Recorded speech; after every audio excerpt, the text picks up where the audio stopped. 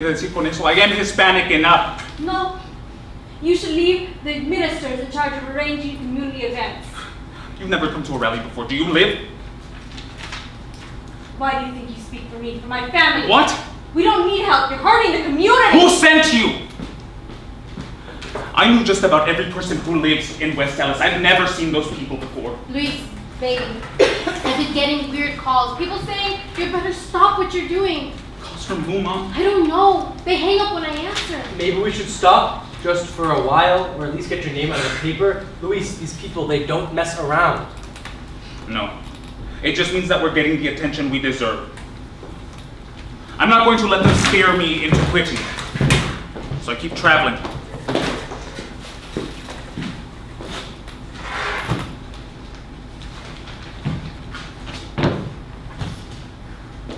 I have a daughter, Danielle. Every time I leave to give a talk somewhere or go to court in another state, I get her a little snow globe.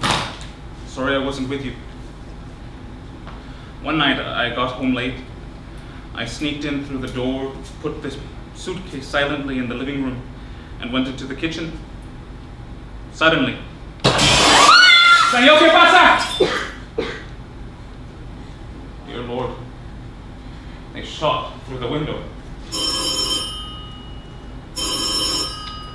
Hello? You're hurting the community. Stop what you're doing. The bullet was wedged in our radiator. My daughter was still small, and just 6 inches taller, and the bullet would have wedged itself in her head.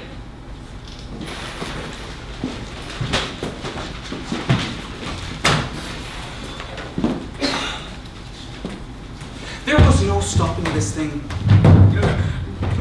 We know that there's lead in our homes and neighborhoods, but we want to see on paper that the EPA knows just how polluted West Dallas is. It's time for the truth. Lucky for us, an invitation came. Luis, baby, did you see in the paper? Roger Meacham, an EPA spokesperson, he says they'll show us their paperwork. An invitation printed right here in the Dallas Morning News. But where's it we should go?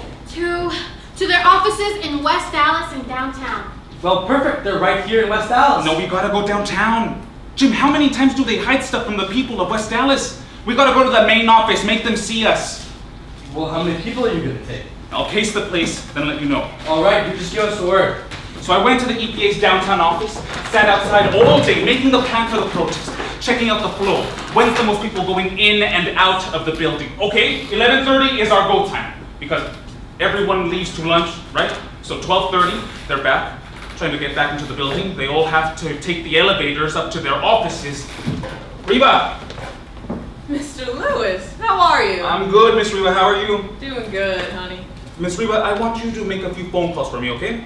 Planning a protest, Mr. Lewis? You know me too well. All right, what's the plan? Now call the usuals. Tell them we're meeting at the EPA offices downtown at 11:30. We're going to fill up the elevators, the stairwells, and the doorways. Keep everyone from getting back to their offices until they let us see the documents they have on lead testing. Ooh, you're gonna cause trouble with this one. Well, that's the idea. All right, Mr. Lewis, I'll call everybody. Heck, I may even come.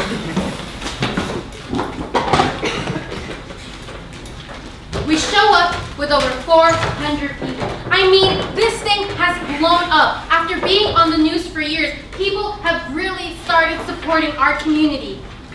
Okay, everybody, everyone who works in the building, the EPA officials, city government workers, they're all gonna come in. Keep them from getting in the elevators and up the stairs. They know who I am now after all the racket I've been making, so if they call the police or security, they're going to come after me. Take your time, everybody. We're trying to keep them from getting to their offices. Fill up the space. I mean, we're seniors. We can be slow.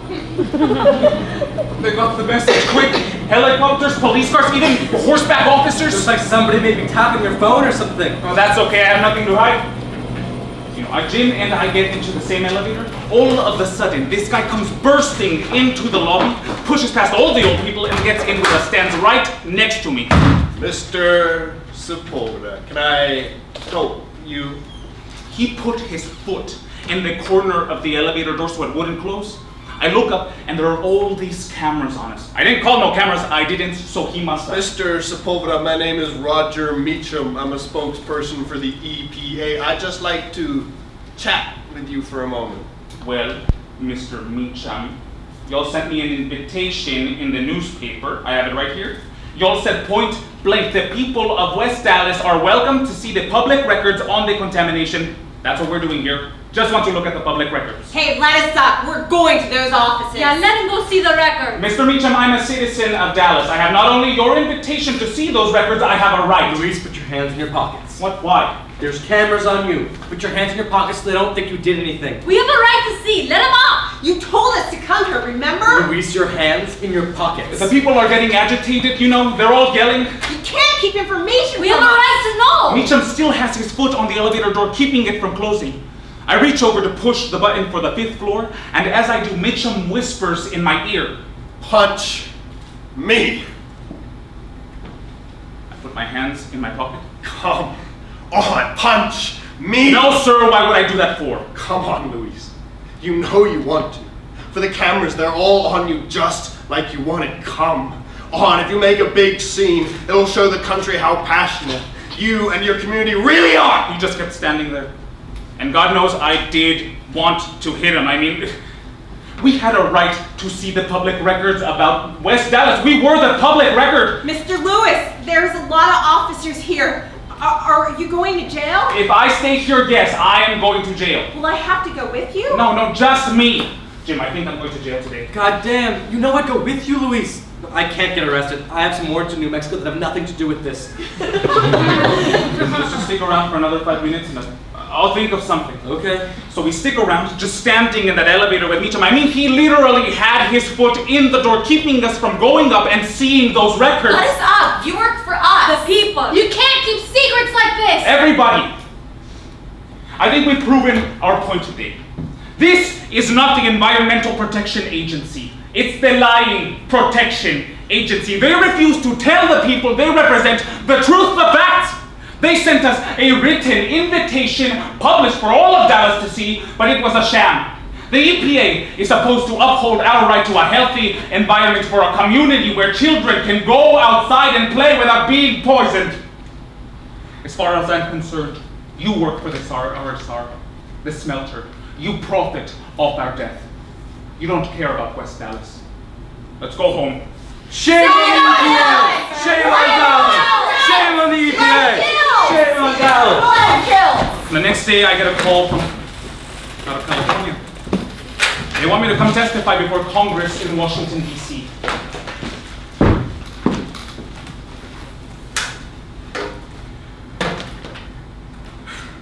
I was getting calls left and right. People with other environmental problems. And one day, I got a call. Hello, Judge Sepulveda speaking. Good morning, Judge Sepulveda. My name is Michael Daniels. I'm an attorney. Look, everything we've been doing is perfectly legal. We have a right to protest. No, Judge Sepulveda, I'm not with the EPA. I'm currently representing some African American women trying to get out of the housing projects. They want a home with air conditioning, a backyard for their children. Do you believe in that kind of thing, Judge Sepulveda? Most definitely. I've been following your work in West Dallas. It's admirable. Thank you. Luis, can I call you Luis? I'm calling to offer my representation. Representation? In federal court, you're slotted to testify, are you not? Well, I sure am. Some colleagues and myself think what you're doing is important. We want to help. All right, Mr. Daniels, if y'all are in, so am I.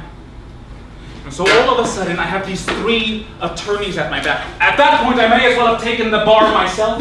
I have about 320 hours of studying American law. But now I was in federal court with the real deal. You ready, Luis? Yes, sir. So we go into the courtroom. I'm sitting there thinking I haven't made 3 lawyers on my side. That's more legal support than I've ever had. But then the EPA's team walks in.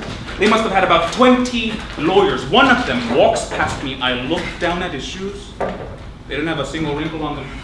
$1,000 pair of shoes right there. Michael, I think we got a problem here. You stepped on some big toes, Luis. The EPA doesn't mess around. And once they're all inside, 2 of them go straight up to the judge.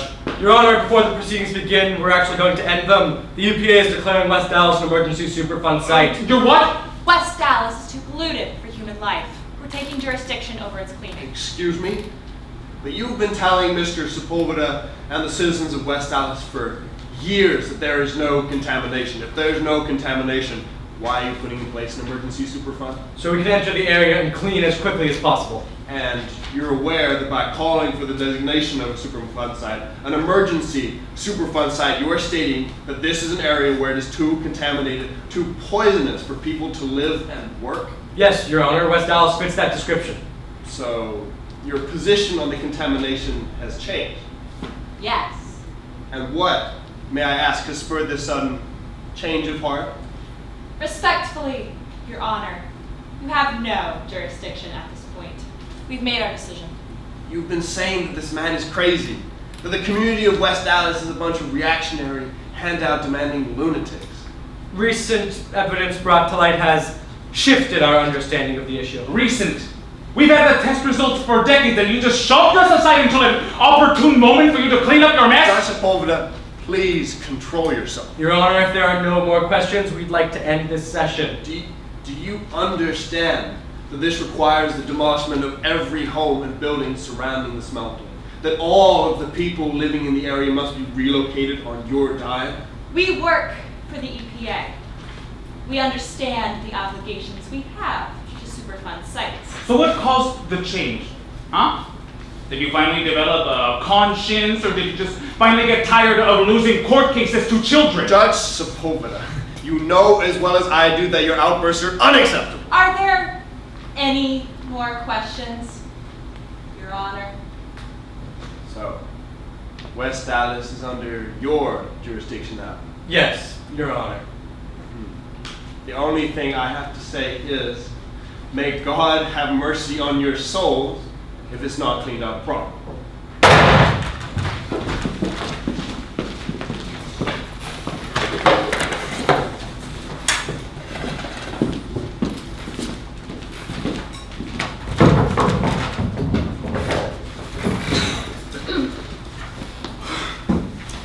How would I describe it?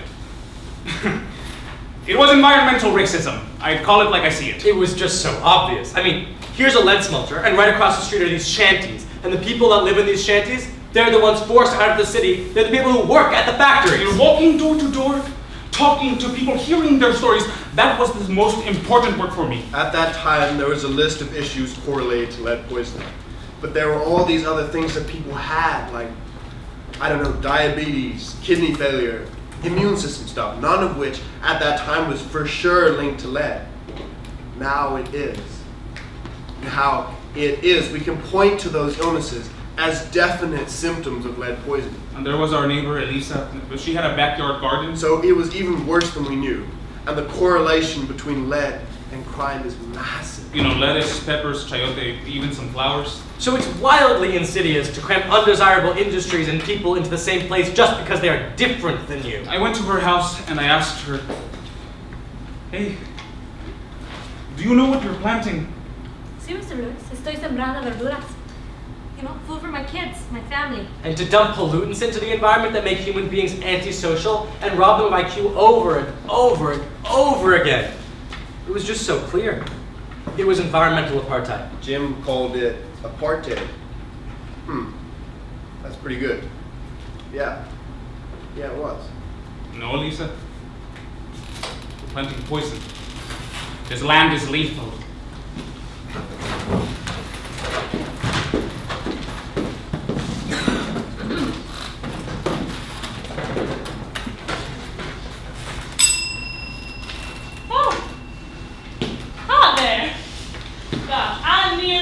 Y'all sitting in the dark.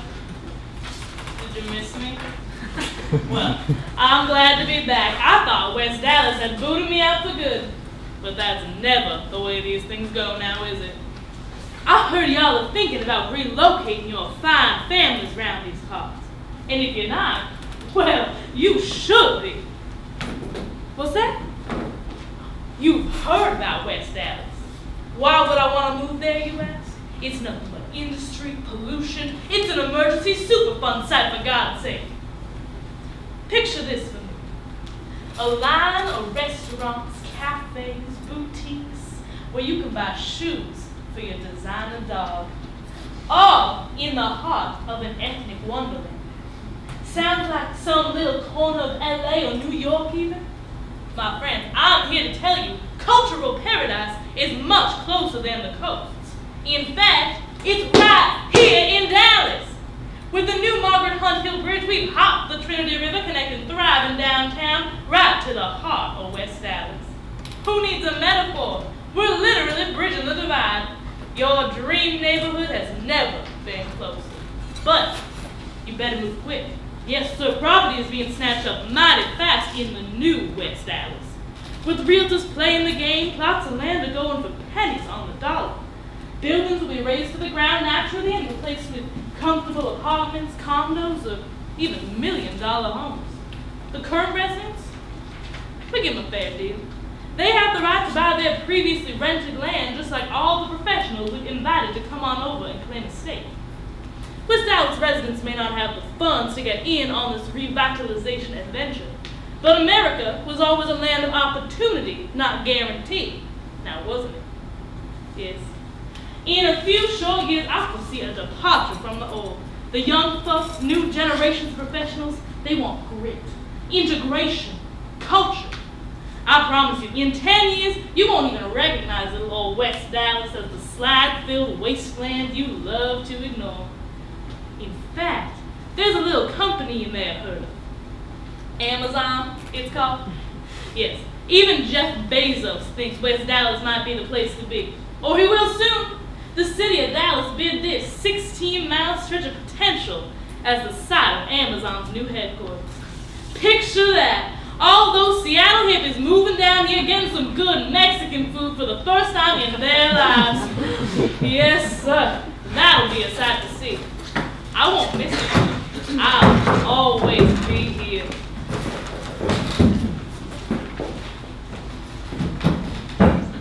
Why do this? What's the impetus for a career like this? I get that question all the time from students. There was an article about me in the paper the other day. But it's a fair question. Activism really takes it out of you. It said, John Thornwider could be doing anything he wants, but he's organized. It's easy to write a status update or like something online, armchair justice. I've never understood that. This has always seemed to me the best thing I could do, the most humbling. It's hard to have a sustained focus on something for a year, 2, 5, 20, whatever it takes. Just try to be helpful. Get some change. It takes a very specific type of person and circumstance. Staying power is everything for an activist. 10 years to close a smelter, another 10 to get Superfund status, and then even after that, you still have the cleanup to do. And there's always something to move forward to. Getting some incremental victories along the way is helpful. And the people in West Dallas were remarkable. But yes, activist fatigue is something that I've seen a lot over the years. They were fighting for their lives and they knew it. Having your survival at stake is a powerful motivator. I'm in the school that total despair is the same thing as unconquerable hope. Just keep going. It's the only thing we can do. I tell people there's a rhythm to this, right?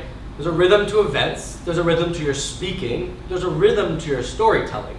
It's like theater. Performers, directors, they know when to speed up or slow down, the peaks and the valleys. All the people that we celebrate in history, all the great movements, you may know the names of a few of the leaders, but it was really the thousands of people that made the labor movement, women's suffrage, anti-lynching movements, all of them over a long period of time, not just one charismatic leader on one day. People like Luis, who have a sustained mission, they understand that they can change things within a certain purview. And if they do, it's a good thing. They can set some precedents and be a model for others, but there's only a certain amount of stuff you can do. It kind of dishonors their memory to despair. They made things better. We don't have any reason to think our own efforts won't as well. Every once in a while, you can plug things on a larger scale. But in terms of year in and year out, the best work you can do is in your own backyard. That's the only way to stay sane. People who feel bogged down by everything that's going on in government, society, personal life, those are the people that need to anchor themselves to something. need to do something in their corner. Nobody wanted to get in the forefront of this, or take the bullets for it. But once it exploded in the news and everything, all these different protest groups started coming out. And my group, they started saying, we need to go shut those other people down. And I say, no, why would we want to do that? Let's divide and conquer, right? People say, but Luis, you're the one that did all this work. I say, no, we did all this. The more groups, the better. Wouldn't you rather have 2 groups, or 5, or 20, all of them trying to solve this issue in hopes that one of them gets it right? Who knows, we may even end up dropping the ball. There were 92 industries up and down Singleton Boulevard. We shut down one of them. And all over the country, all over the US, there's other West Dallases, other communities that the US has failed. So each one of us could take on some more. And after that, there's still more, and more, and more, and more. Hopefully, I'm successful and I do good. So good that the people start their own groups, get inspired. So we become bigger and stronger. And even if those other groups want nothing to do with us, that's okay. Because they're still doing. They're still doing in their community. Don't let it divide us.